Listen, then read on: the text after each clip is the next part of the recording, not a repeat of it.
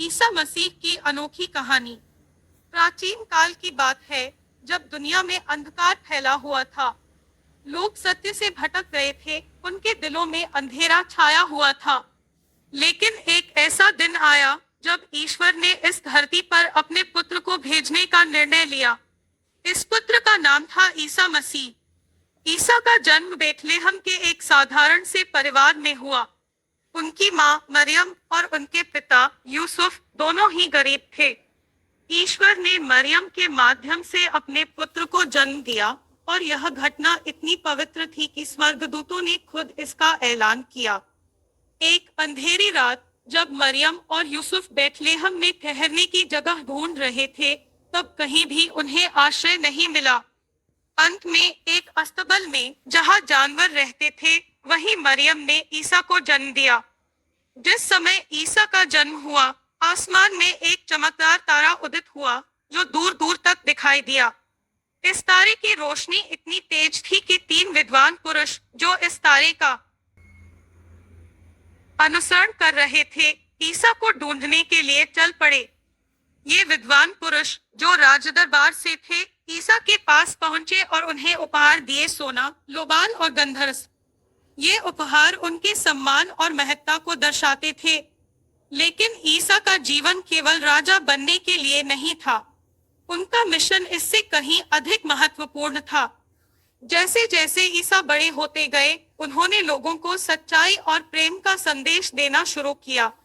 वह लोगों को सिखाते थे कि ईश्वर से प्रेम करो, अपने पड़ोसी से प्रेम करो और अपने शत्रुओं को भी माफ करो।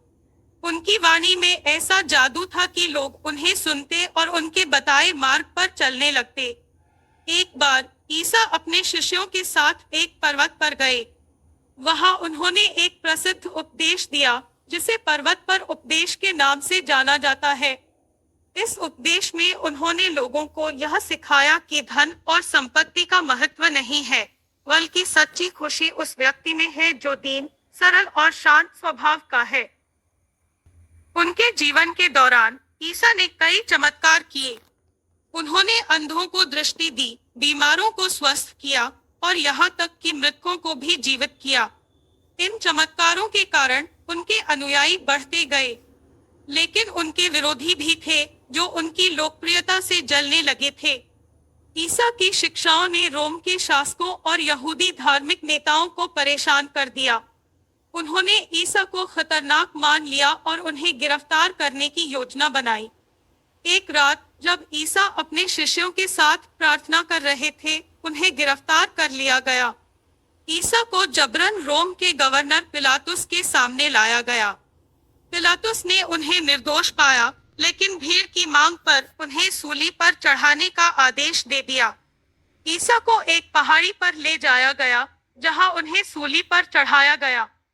जब ईसा को सूली पर चढ़ाया गया, उन्होंने अपने शत्रुओं के लिए प्रार्थना की और कहा, हे पिता, इन्हें माफ कर दे, क्योंकि यह नहीं जानते कि ये क्या कर रहे हैं। ईसा की मृत्यु के बाद उनका शव एक गुफा में रखा गया। लेकिन तीसरे दिन कुछ अद्भुत हुआ। गुफा का पत्थर हट गया और ईसा पुनर्जीवित हो गए। उनके पुनरुत्थान ने उनके शिष्यों को नया उत्साह और साहस दिया। ईसा ने अपने अनुयायियों से कहा कि वे दुनिया भर में जाएं और उनके संदेश को फैलाएं। उन्होंने यह भी वादा किया कि वह हमेशा उनके साथ रहेंगे।